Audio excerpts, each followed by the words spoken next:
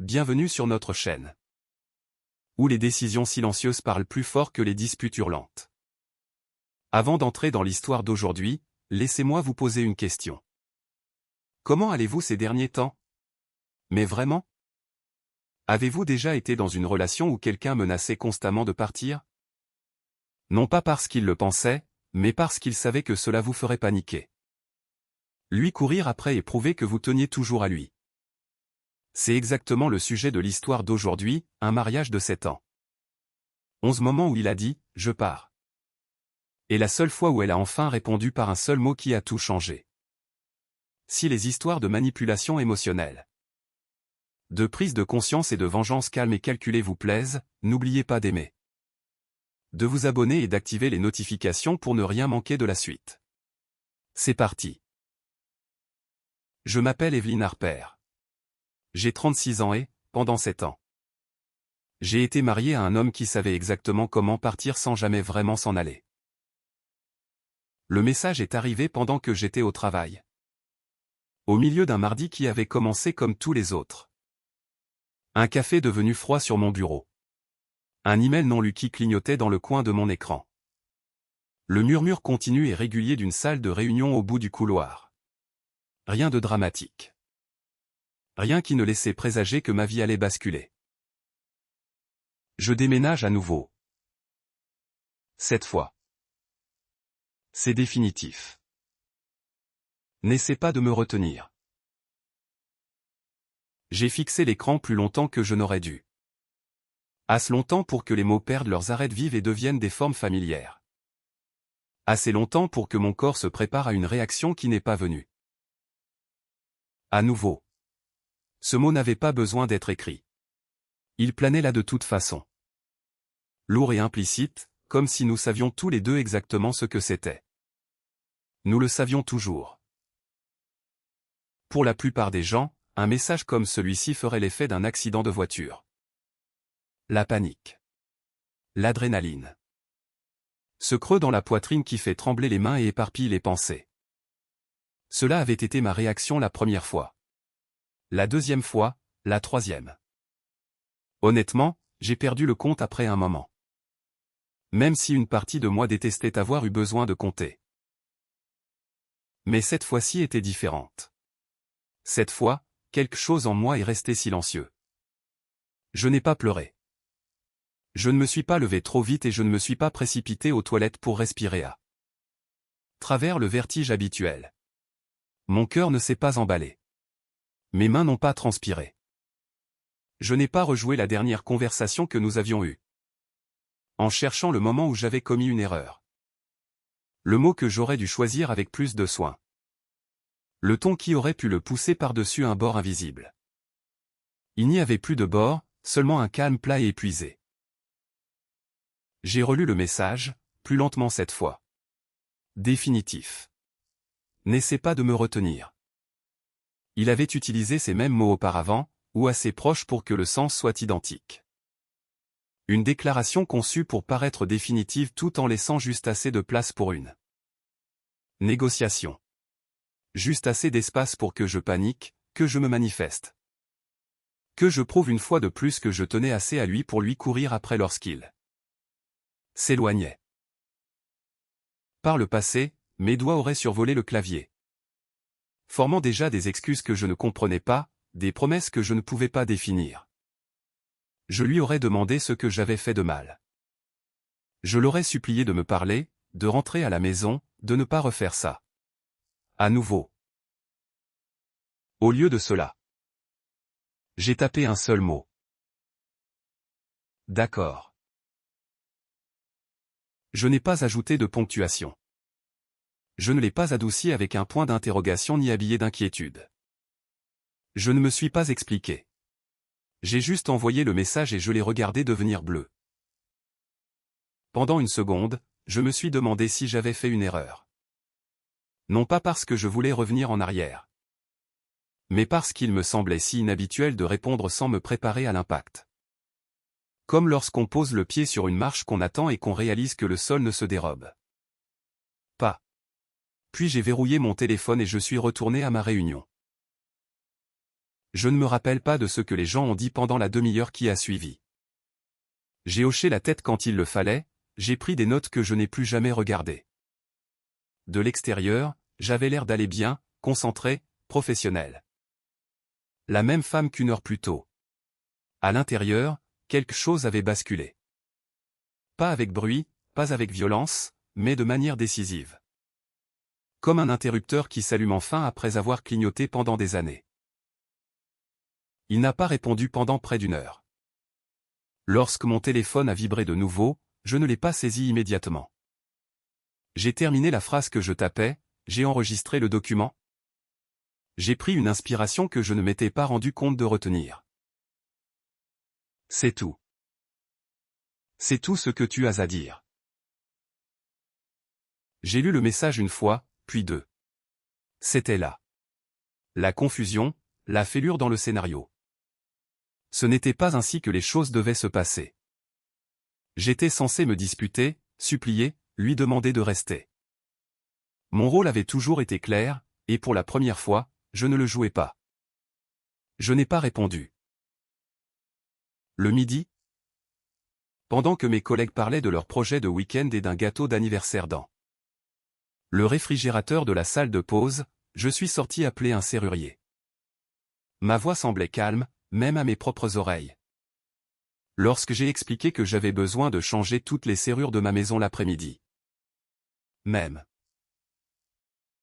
Il m'a posé quelques questions pratiques, adresse. Type de serrure. Créneau horaire. Pouvez-vous être là à 16 heures? Ai-je demandé.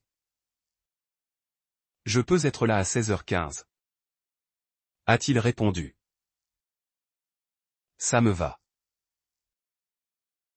Lorsque j'ai raccroché, je suis resté là un moment, le téléphone toujours à la main.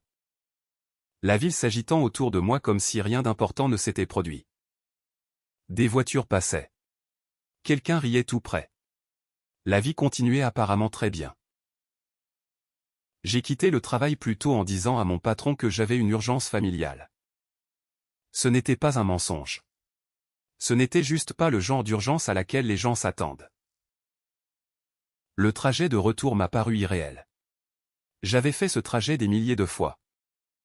L'esprit souvent déjà tourné vers l'humeur dans laquelle mon mari se trouverait en franchissant le seuil. Serait-il distant, exagérément affectueux? Silencieux de cette façon tendue et cassante qui me prévenait que quelque chose arrivait? Ce jour-là, la maison était vide et calme. La maison avait toujours été à moi. Je l'avais achetée 3 ans avant notre mariage. Un endroit modeste dans un quartier qui semblait sûr et paisible de la meilleure des manières. J'avais remboursé le prêt par anticipation grâce à un héritage de ma grand-mère. Un fait qui était revenu sur la table plus d'une fois au fil des ans. Généralement sous forme de plaisanterie, parfois non. Son nom n'avait jamais été sur l'acte de propriété. Nous avions parlé de changer cela, ou plutôt, il l'avait évoqué. Et j'avais dit que nous pourrions en discuter plus tard. Et, plus tard, avait le don de ne jamais arriver. J'ai sorti des cartons du garage et j'ai commencé à faire ses affaires. Je ne me suis pas précipité. Je n'ai pas claqué de tiroir ni rien jeté. J'ai plié ses vêtements soigneusement, empilé ses livres. Emballé les objets fragiles dans des serviettes. Même sa collection de choses que je n'avais jamais comprises, des gadgets, des souvenirs. Des babioles dont il jurait qu'elles avaient du sens. J'ai tout manipulé avec la même efficacité. Silencieuse. Ce n'était pas de la colère. C'était de l'acceptation. Le serrurier est arrivé à 16h15 pétante. Il était poli, efficace et merveilleusement désintéressé par ma vie privée. À 17h30, toutes les serrures avaient été changées. Il m'a tendu 4 nouvelles clés.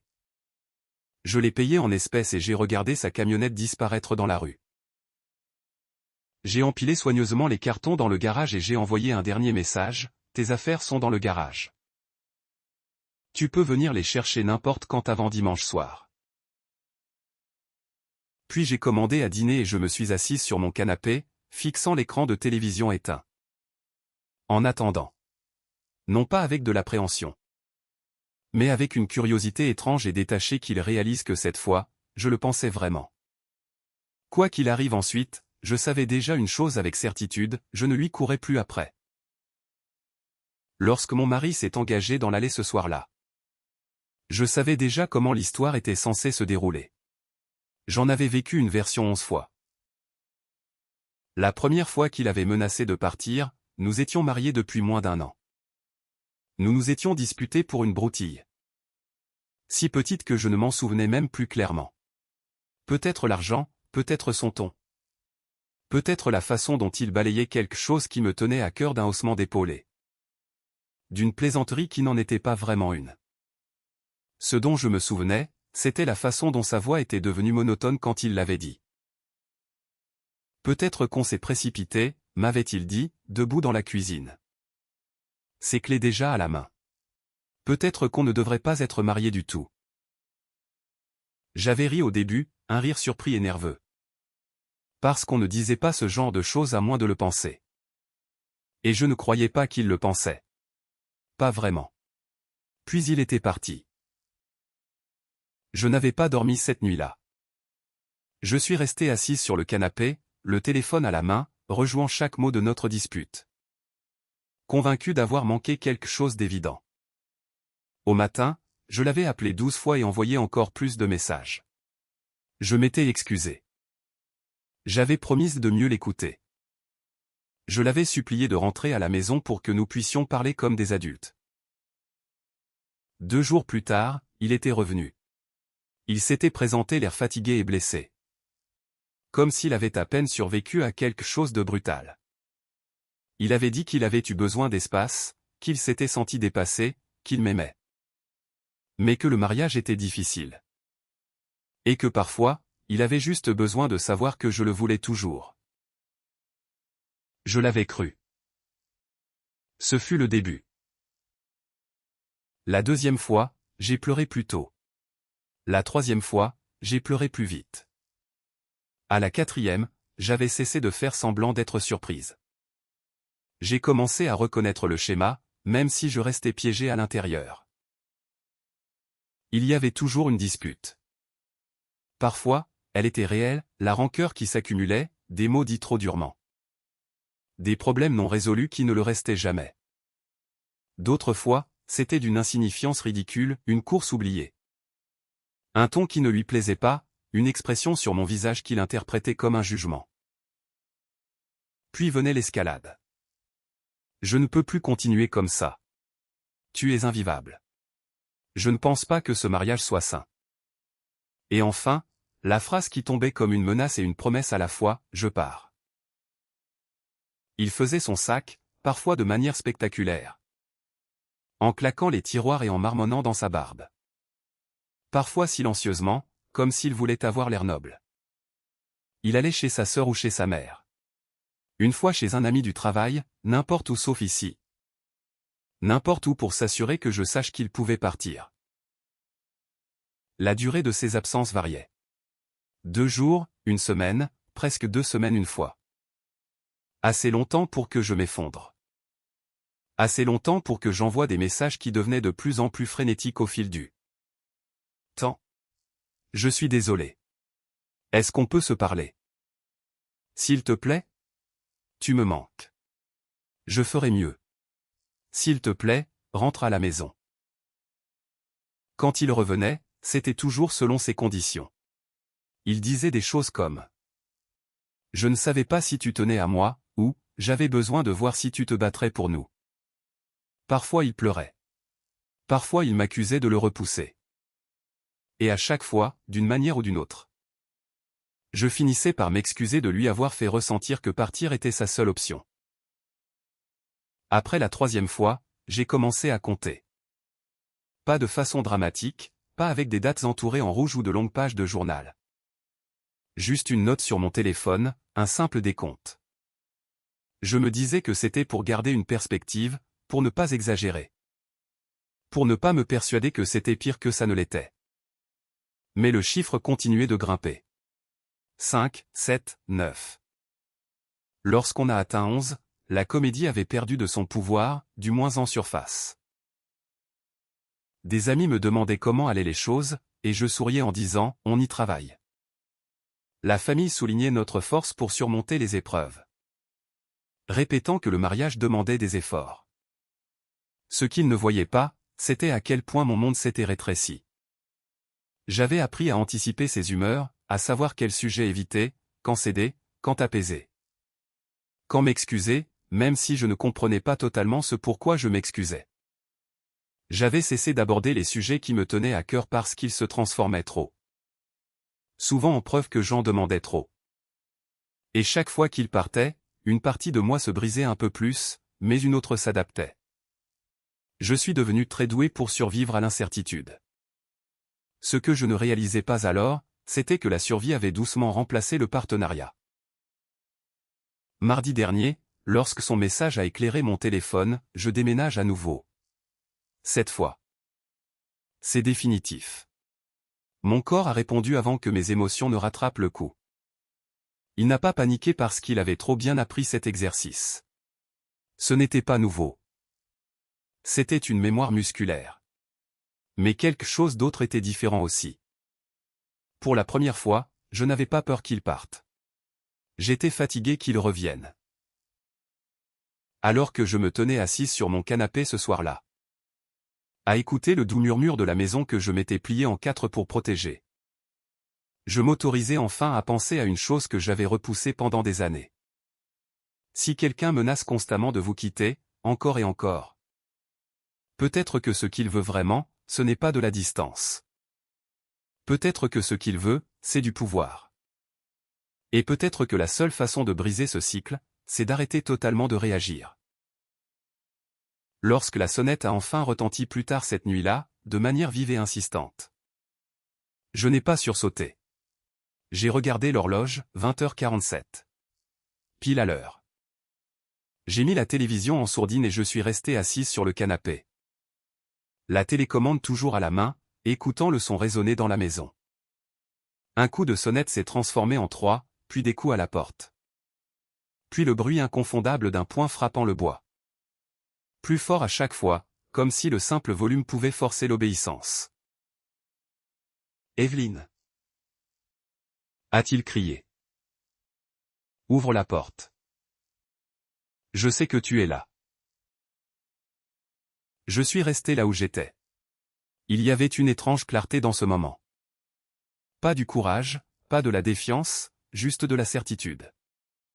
Le genre qui s'installe quand on arrête enfin de se battre avec la réalité. Pendant 7 ans, cette porte s'était toujours ouverte finalement. Ce soir, elle ne s'est pas ouverte. Je ne me suis levé que lorsque les coups sont devenus frénétiques. Non pas parce que j'avais peur, mais parce que je voulais être précise. J'ai marché vers la porte lentement, délibérément. Et j'ai parlé à travers le bois épais qui nous séparait. Tes affaires sont dans le garage. Ai-je dit. Le code est le 7734. Il y a eu un silence de l'autre côté. Puis de la confusion. Comment ça? Mes affaires sont dans le garage? Tu as dit que tu déménageais définitivement, ai-je répondu. Ma voix ne tremblait pas. Je t'ai aidé à déménager. Ce n'est pas ce que je voulais dire, a-t-il répliqué. Tu ne peux pas juste. Evelyne, ouvre la porte. C'est ma maison. Non. Ai-je dit. C'est la mienne. Les mots sont tombés plus lourdement que je ne m'y attendais. Non pas parce qu'ils étaient cruels, mais parce qu'ils étaient factuels. La maison était à mon nom, achetée avant notre mariage, payée depuis des années. Un détail qui avait toujours plané en arrière-plan de nos disputes, sous-entendu, mais compris. Il a alors tenté un autre angle. Sa voix s'est adoucie, glissant vers quelque chose de presque raisonnable. J'étais énervé. Tu sais comment je suis. J'avais besoin d'espace. Tu as dit que c'était définitif, ai-je répondu. Tu as dit que tu avais déjà parlé à un avocat. Une autre pause. Je ne le pensais pas comme ça. C'est exactement comme ça que tu le pensais. Ai-je dit. Ce sont tes propres mots. Les cris qui ont suivi étaient impressionnants, voire créatifs. Des accusations superposées à des insultes. L'incompréhension se transformant en rage lorsqu'il a réalisé que je ne cédais pas. J'ai reconnu chaque tactique. Le choc, la culpabilité, l'indignation. Chacune étant une étape familière d'une danse que nous avions exécutée trop de fois auparavant. Environ 20 minutes plus tard, des phares ont balayé l'avant de la maison, la voiture de sa sœur. J'ai regardé par la fenêtre alors que Mel en sortait, faisant déjà de grands gestes. Déjà prête au combat. Ensemble, ils se sont tenus sur mon porche, élevant la voix. Jouant l'outrage pour un public qui n'était pas là. Je n'ai pas ouvert la porte.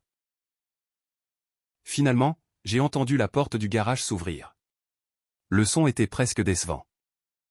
Le métal qui se lève, les échos dans l'espace vide. Je suis resté sur le canapé et j'ai fini mon dîner pendant qu'il chargeait des cartons dans son SUV. Mon téléphone vibrait sans arrêt sur la table basse. Message après message après message. Je ne les ai pas lus. Je n'en avais pas besoin. Je connaissais déjà la progression, la colère, les menaces, l'incompréhension. L'exigence de se parler, l'affirmation que je me montrais injuste. Quand la porte du garage s'est enfin refermée et que leur voiture est partie. La maison a semblé différente. Pas plus légère, pas plus heureuse, juste apaisée. Comme si quelque chose d'instable avait enfin cessé de trembler. Je suis allé dans le garage et j'ai changé le code. Cette nuit-là, j'ai dormi d'un trait sans me réveiller pour vérifier mon téléphone. Le lendemain matin, à 7 heures pile. Quelqu'un a frappé à ma porte d'entrée avec assez de force pour faire trembler le cadre.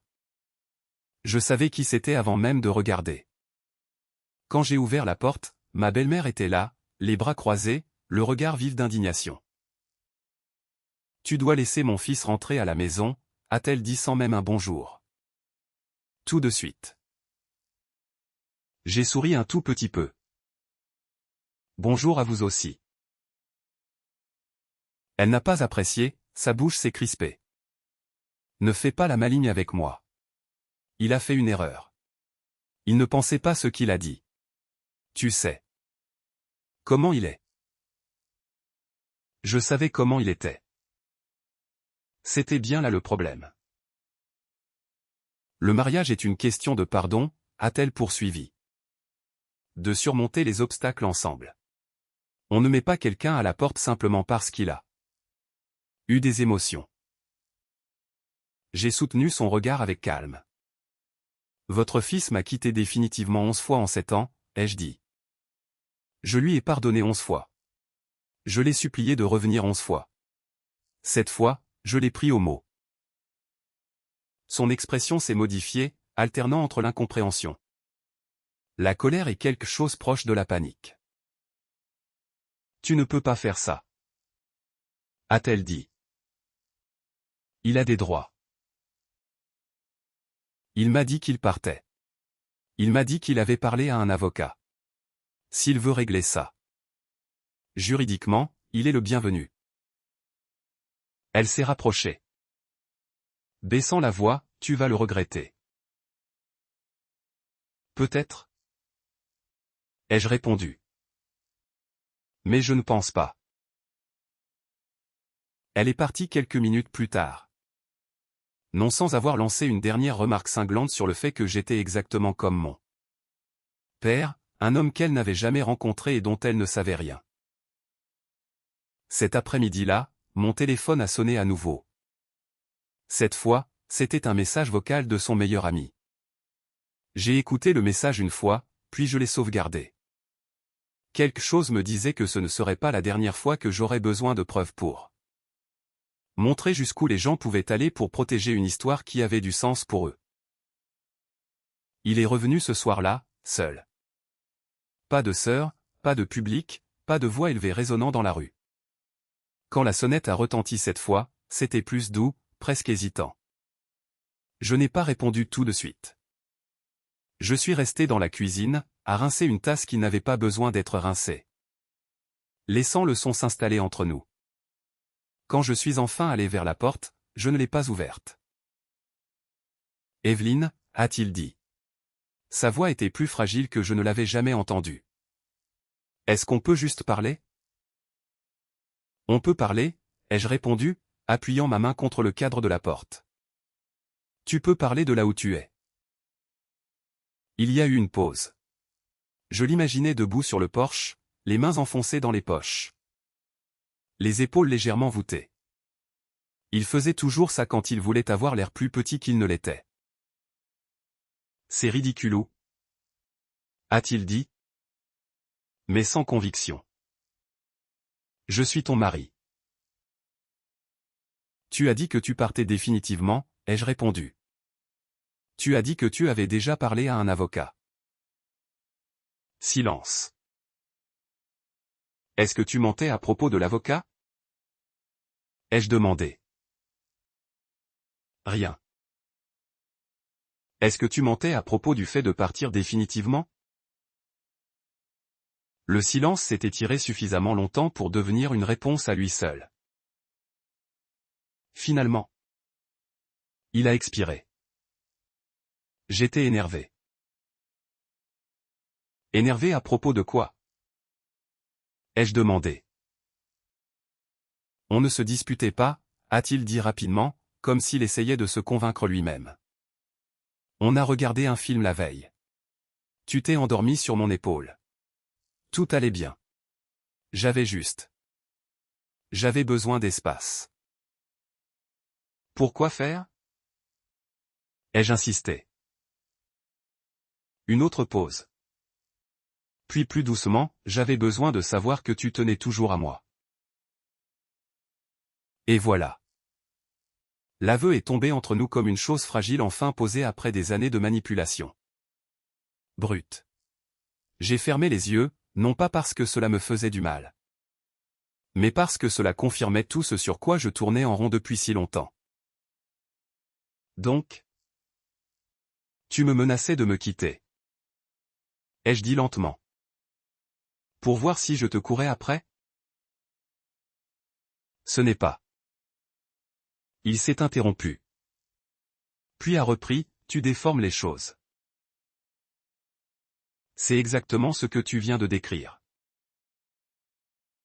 Je t'aime, a-t-il dit, le désespoir s'infiltrant dans sa voix. J'avais juste besoin de sentir que tu m'aimais aussi. J'ai appuyé mon front contre la porte. Je t'ai montré que je t'aimais chaque jour pendant 7 ans, ai-je dit.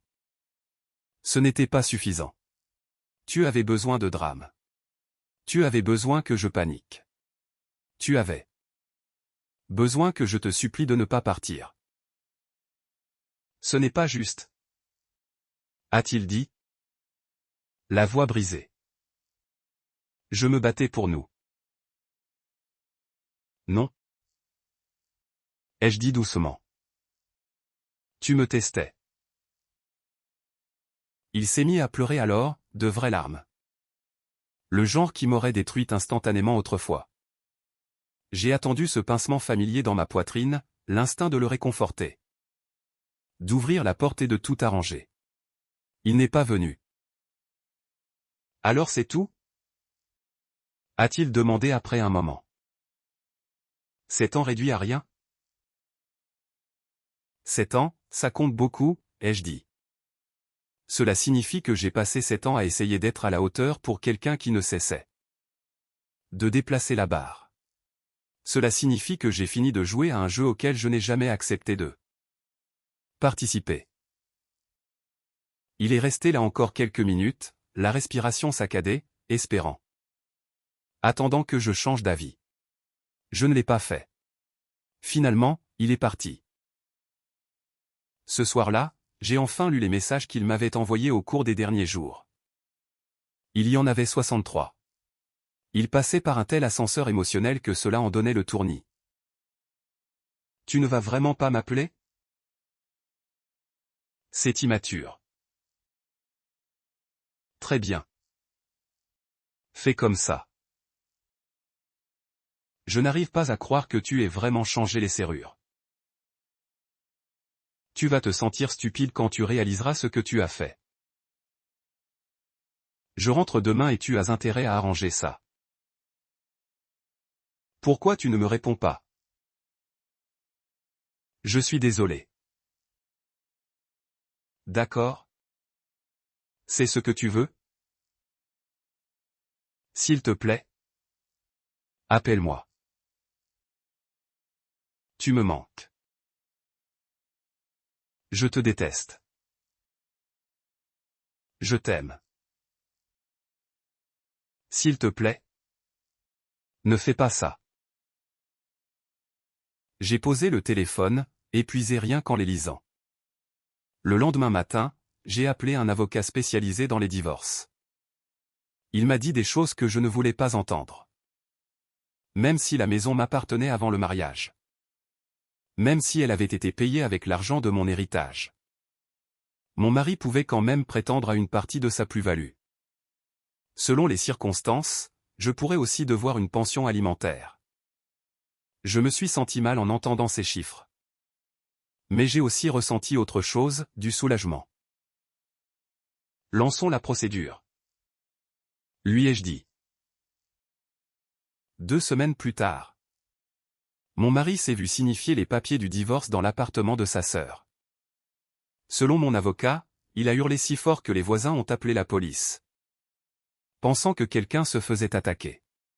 Sa réponse a été d'engager son propre avocat. Quelqu'un de réputé pour sa défense agressive dans les situations de divorce conflictuelles. Sa famille l'a aidé à payer les honoraires. D'après ce que j'ai entendu par des amis communs. L'histoire qu'il racontait à quiconque voulait l'entendre était simple et accablante.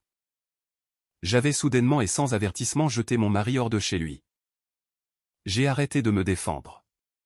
Les gens qui me connaissaient la vérité. Ceux qui ne me connaissaient pas ne valaient pas la peine d'être détrompés. Puis est venue la déposition. Mon avocat m'avait conseillé de tout documenter. Alors j'ai tout apporté. Les messages, les horodatages. Le message vocal sauvegardé de son meilleur ami m'accusant de maltraitance émotionnelle pour avoir pris ses mots au pied de la lettre. Lorsque son avocat a commencé à me peindre comme une personne manipulatrice et cruelle. Mon avocat a fait glisser les preuves de l'autre côté de la table. Les 11 incidents, je pars. Son aveu écrit indiquant qu'il me testait. Et enfin, le joyau de la couronne.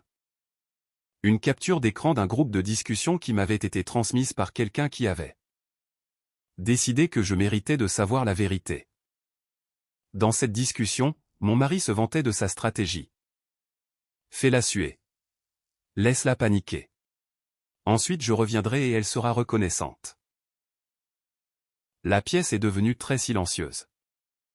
Le visage de son avocat, lorsqu'il a lu le document, valait presque tout ce par quoi j'étais passé. Le visage de mon mari, lorsqu'il a réalisé que je l'avais, était encore pire. Où as-tu eu ça? A-t-il exigé. L'un de tes amis a pensé que je devrais savoir. Ai-je dit. Qui? Sa voix était vive de trahison. Qui me ferait une chose pareille?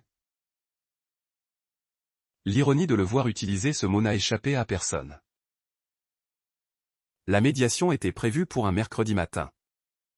Mais la guerre avait commencé bien avant que nous ne soyons assis dans la même pièce. Elle s'était déroulée silencieusement au début. Par des remarques insidieuses et des histoires à mi-mot qui me parvenaient par l'intermédiaire d'autres personnes, des amis communs, de la famille éloignée. Des collègues qui me regardaient soudainement d'un peu trop près quand mon nom était évoqué. Apparemment, j'étais un monstre. Selon la version qui circulait dans sa famille, j'avais pété un câble sans préavis.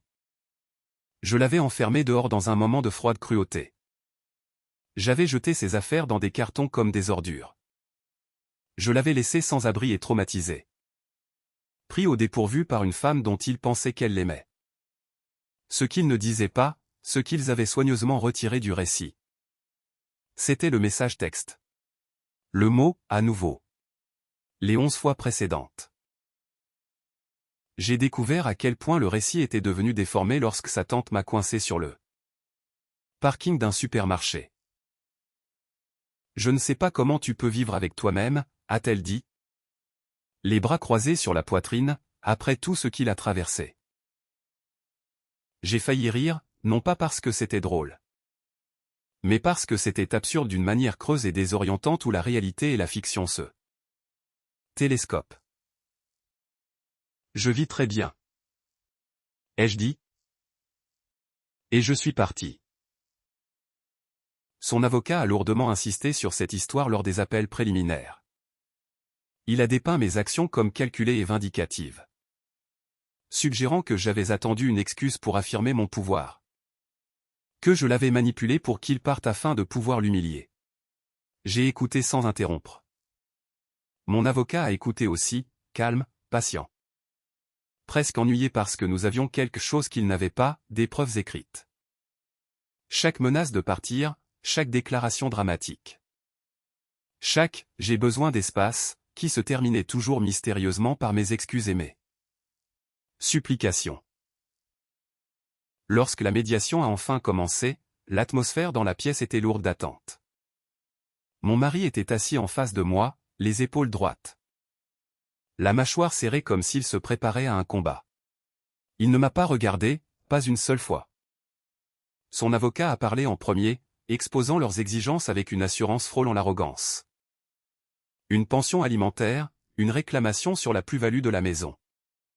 Une compensation pour préjudice moral, sous-entendant que j'avais détruit sa stabilité, sa confiance, son sentiment de sécurité.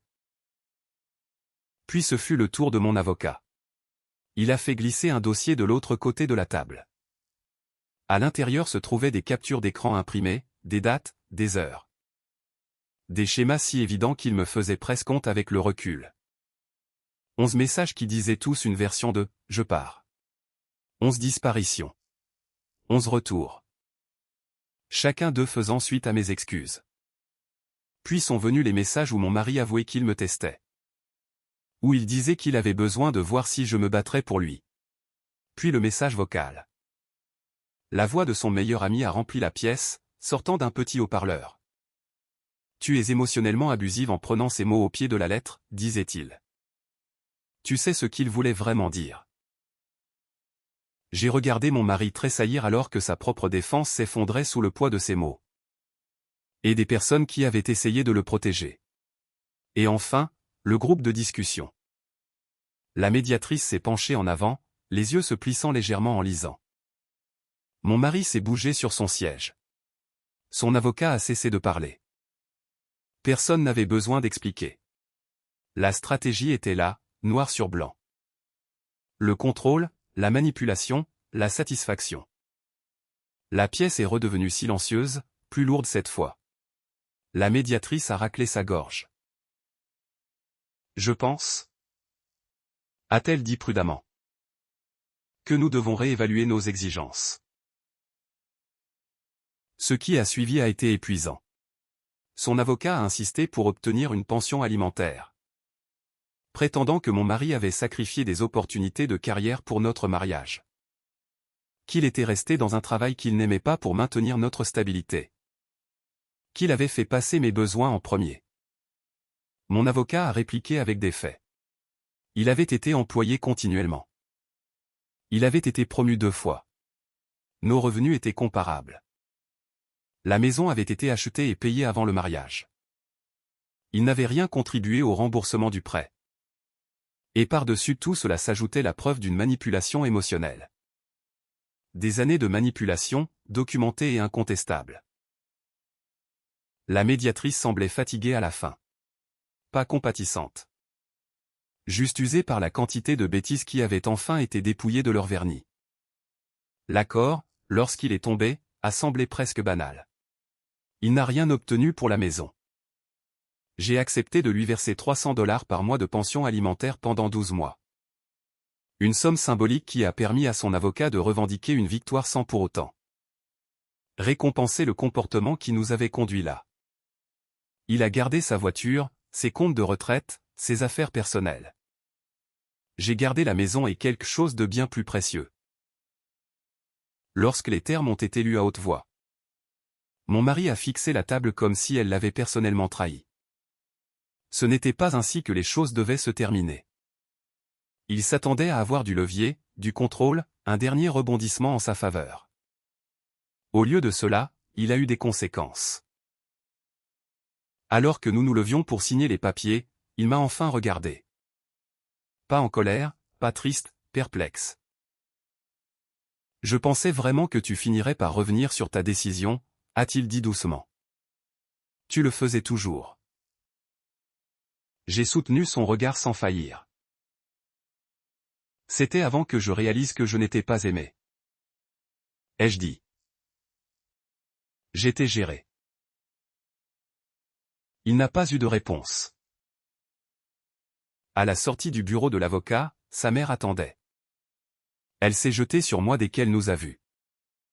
Des accusations, des reproches, le refrain habituel disant que j'avais détruit son fils. J'ai écouté, puis j'ai dit la même chose que depuis le début. Il m'a dit qu'il partait définitivement. Je l'ai pris au mot. Sa bouche s'est ouverte, puis refermée. Pour la première fois, sa sœur, debout à quelques pas de là, ne s'est pas jointe à elle. Elle a regardé le trottoir, la mâchoire serrée, comme si quelque chose venait enfin de tilter.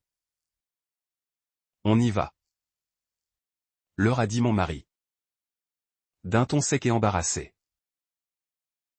Alors que je marchais vers ma voiture, j'ai entendu sa mère lui dire « Ne t'en fais pas. Mon chéri. Tu trouveras quelqu'un de meilleur, quelqu'un qui te mérite. » J'ai failli rire. Presque. 6 semaines après la finalisation du divorce, ma vie était devenue presque méconnaissable. Pas de manière spectaculaire ou cinématographique. Il n'y a pas eu de relooking radical, pas de déménagement soudain. Pas de grande déclaration de réinvention. Le changement est venu doucement. Dans l'absence de choses dont je ne réalisais pas qu'elles m'écrasaient. La maison était calme. Un bon calme. Pas ce genre de silence creux qui résonne de solitude. Mais ce calme stable et respirable qui vous permet de baisser les épaules en franchissant le seuil. Plus besoin de me préparer psychologiquement avant de tourner la clé. Plus besoin de scruter la pièce à la recherche de signes d'une humeur imminente. Plus besoin de me demander quelle version de mon mari j'allais avoir ce soir-là. J'ai réagencé les meubles du salon. Tournant le canapé vers la fenêtre plutôt que vers la télévision. J'ai peint la chambre d'une couleur qui me plaisait vraiment. Un vert doux qui apaisait au lieu de ressembler à un compromis. J'ai transformé la chambre d'amis en bureau. Quelque chose dont j'avais parlé pendant des années sans jamais le faire parce que ce n'était pas le bon moment. Apparemment, le bon moment m'attendait pour que je sois seul. J'ai commencé à voir une thérapeute. Je disais cela aux gens avec un demi-sourire, comme si c'était une blague, ouais. Je vois une psy. Attaquez-moi en justice. Mais la vérité, c'est que cela m'a évité de répéter la même histoire sous une forme différente. Elle a écouté sans m'interrompre alors que je lui décrivais le cycle, les départs, les retours, les excuses qui m'appartenaient toujours. Quand j'ai eu fini, elle a hoché la tête lentement. Il y a un terme pour ce que vous avez vécu, a-t-elle dit. Cela s'appelle le renforcement intermittent. Elle me l'a expliqué cliniquement, calmement, l'imprévisibilité. La façon dont l'affection devient une récompense distribuée de manière inconstante. Comment les hauts semblent enivrants précisément parce que les bas sont si douloureux. Comment le cerveau devient accro au soulagement. C'était comme si quelqu'un venait enfin de me tendre une carte d'un endroit où je m'étais perdu. Pendant des années. C'est pour cela que vous êtes resté, a-t-elle dit doucement. Non pas parce que vous étiez faible, mais parce que vous étiez conditionné. Cela a compté plus que je ne l'aurais cru. J'ai appris par des amis communs que mon ex-mari racontait à quiconque voulait l'entendre qu'il l'avait échappé belle. Que j'avais été manipulatrice depuis le début, qu'il était enfin libre et plus heureux que jamais. Ces réseaux sociaux reflétaient parfaitement ce récit, des citations sur la guérison. La valeur personnelle et l'apprentissage du fait de s'éloigner de la toxicité. Je l'ai bloqué de partout. Ce qui m'a surprise, c'est à quel point cela m'importait peu. Je ne ressentais pas le besoin de corriger son histoire. Je ne me sentais pas défensive. Les gens qui comptaient savaient déjà qui j'étais. Les autres n'étaient que du bruit de fond. J'ai croisé l'une de nos amies communes au supermarché un après-midi. Elle semblait mal à l'aise au début. Comme si elle ne savait pas quelle version de l'histoire elle était censée croire. « Salut. » ai-je dit. « Comment tu vas ? » ?»« Ça va ?» a-t-elle répondu, puis elle a hésité. « Écoute, je suis désolé. Je ne connaissais pas vraiment toute l'histoire. Peu de gens la connaissaient. » ai-je dit. Elle a hoché la tête. J'ai vu ses captures d'écran. La discussion de groupe. Je n'arrive pas à croire qu'il ait parlé de toi comme ça. Ouais. Ai-je dit? C'était une belle découverte. Pour ce que ça vaut. A-t-elle ajouté doucement. Je ne pense pas qu'il ait jamais compris ce qu'il avait. Rien n'était jamais assez bien pour lui. J'ai eu un petit sourire sincère. Je sais. Nous avons parlé encore quelques minutes, puis nous sommes partis chacune de notre côté. C'était comme de tourner définitivement la page. Je ne savais pas que j'en avais besoin. Les versements de la pension alimentaire ont commencé le mois suivant. $300 transférés automatiquement. J'avais réglé cela pour ne pas avoir à y penser. C'était moins que ce que j'avais dépensé au fil des ans pour essayer de le rendre heureux. Petites attentions, voyages impulsifs, cadeaux d'apaisement déguisés en générosité. Au moins, cela avait une date de fin. Mon avocat m'a appelé un après-midi pour me dire que l'avocat de mon ex-mari avait tenté de faire appel du règlement, prétendant que j'avais dissimulé des biens. Le juge a rejeté la demande presque immédiatement. Apparemment, a dit mon avocat d'un ton sec. Prétendre qu'il y a des biens dissimulés exige des preuves que des biens ont réellement été cachés. J'ai ri pour la première fois depuis des jours. La vie a pris son rythme. Le travail, la thérapie. Les soirées passées à lire ou à cuisiner des plats sur lesquels je n'avais pas besoin de négocier. Des amis dont je m'étais éloigné sont réapparus lentement. L'un d'eux a avoué qu'il avait essayé de me dire quelque chose il y a des années. Mais qu'il s'était rétracté quand j'étais devenue défensive. Je suis juste content que tu te sois enfin réveillé. A-t-il dit. Moi aussi. Ai-je répondu. Un soir, assise sur mon canapé avec un verre de vin et les fenêtres ouvertes. Mon téléphone a vibré en affichant un numéro que je ne connaissais pas. J'ai fait une erreur. Je le sais maintenant. Est-ce qu'on peut parler? J'ai fixé le message un moment. Pas de colère, pas d'envolée émotionnelle, juste de la reconnaissance. J'ai bloqué le numéro sans répondre. Certaines portes, une fois fermées, doivent le rester. La maison était de nouveau calme. Pas de test, pas de menaces, personne n'attendant de voir si je réagirais correctement. J'ai pensé à ce qu'il avait dit pendant le divorce. Qu'il avait toujours cru que je finirais par revenir. Et il avait raison. Je l'avais toujours fait parce que je pensais que l'amour signifiait l'endurance. Que l'engagement se mesurait à la quantité de choses qu'on pouvait supporter tout en restant. Maintenant, je sais que c'est faux. L'amour n'est pas une question de souffrance. Il ne se prouve pas en courant après quelqu'un qui ne cesse de fuir. C'est le choix de deux personnes qui se choisissent l'une l'autre sans peur, sans jeu. Sans test constant de loyauté. Cette version de ma vie, la version calme, la version stable, n'a rien de dramatique. Mais elle est paisible, et cela me suffit. Si je pensais que le plus dur était passé une fois les papiers signés, je me trompais. Le divorce a mis fin au mariage. Il n'a pas mis fin aux conséquences. Ce qui a suivi a été plus calme, plus subtil. Mais d'une certaine manière plus révélateur que tout ce qui avait précédé.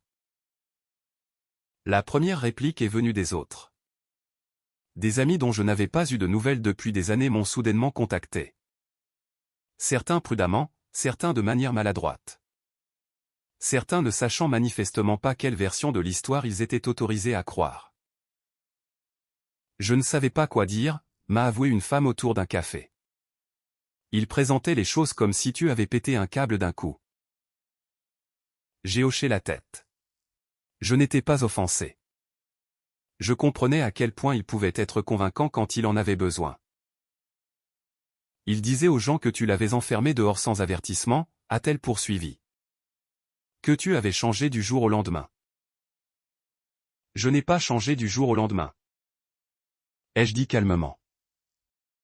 J'ai arrêté de réagir. Cette nuance avait son importance. Le mot s'est propagé lentement mais sûrement. Non pas parce que je me défendais, car je ne le faisais pas.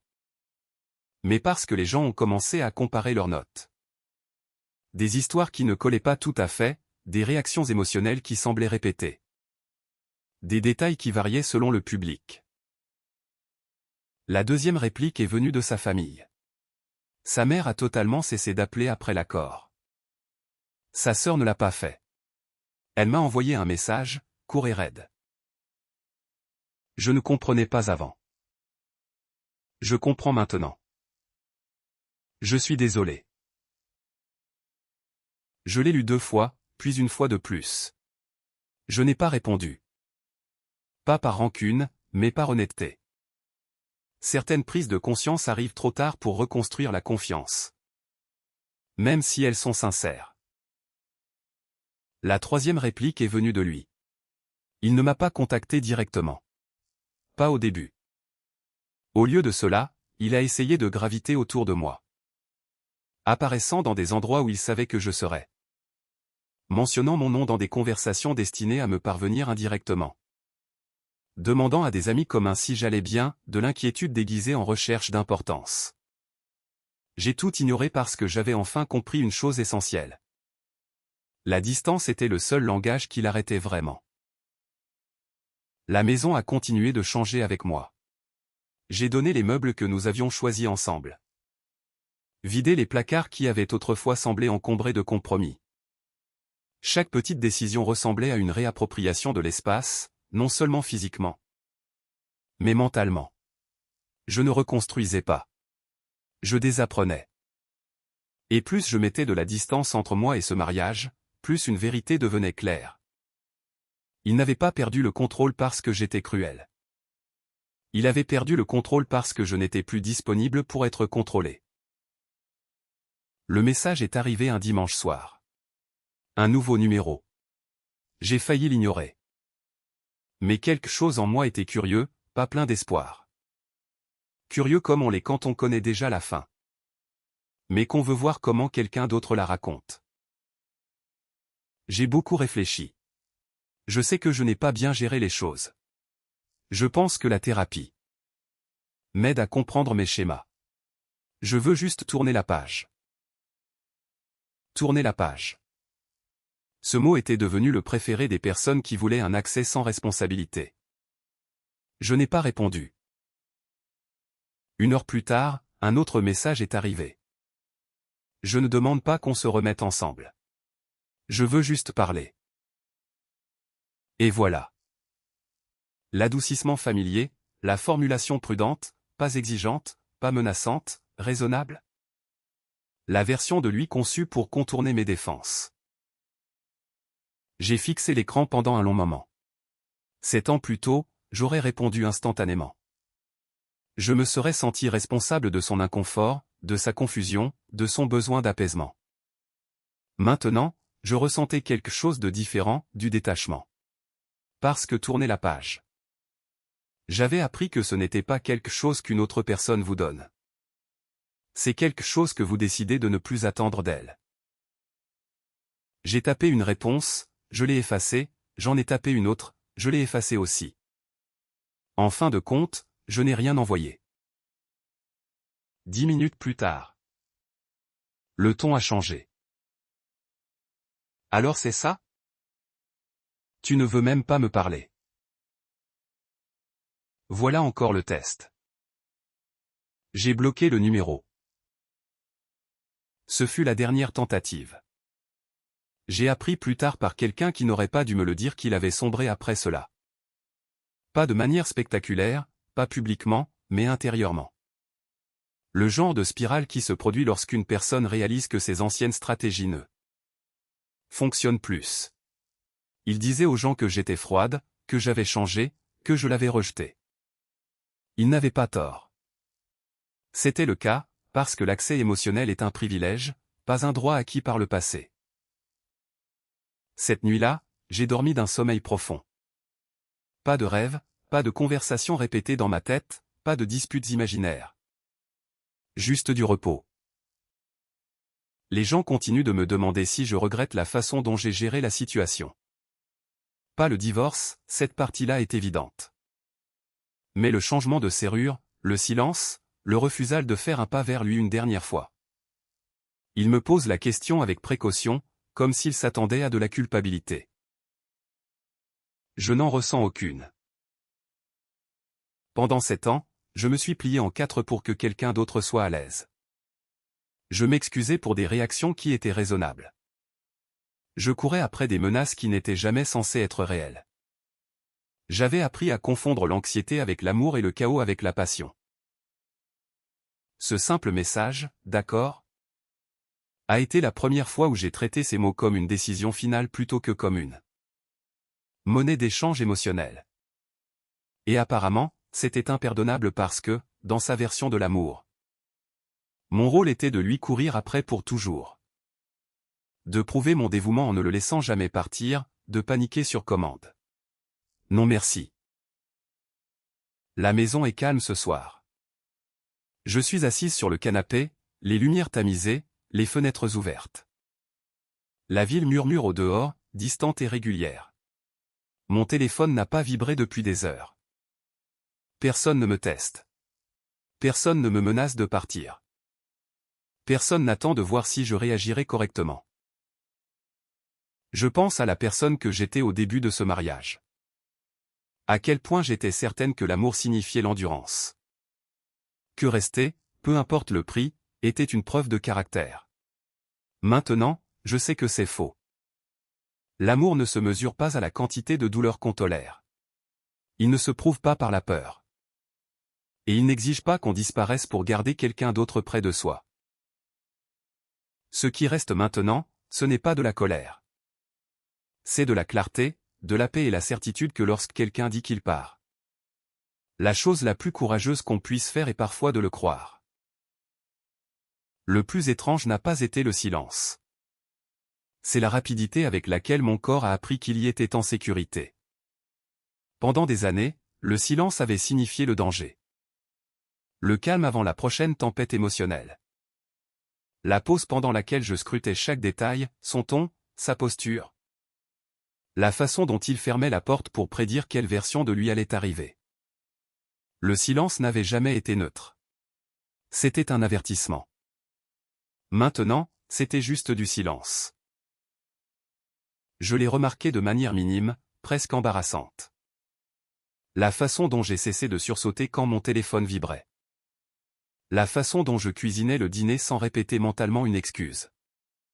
La façon dont je pouvais laisser un verre sur le comptoir sans me préparer à des remarques. Pas d'œufs sous les pieds. Pas de tableur manteau pour suivre les humeurs et les résultats. La liberté ne s'est pas annoncée à grands cris. Elle s'est faufilée et elle est restée. Quelques mois après que tout fut terminé, j'ai retrouvé la vieille note sur mon téléphone. Celle où j'avais gardé le décompte. 11 bâtons, pas d'explication, pas de commentaires, juste des marques. La preuve qu'il m'avait fallu un jour un témoin pour savoir que ma mémoire ne me mentait pas. Je l'ai supprimé, non pas parce que ce n'était pas vrai, mais parce que je n'en avais plus besoin. Les gens posent toujours des questions. Ils en poseront toujours.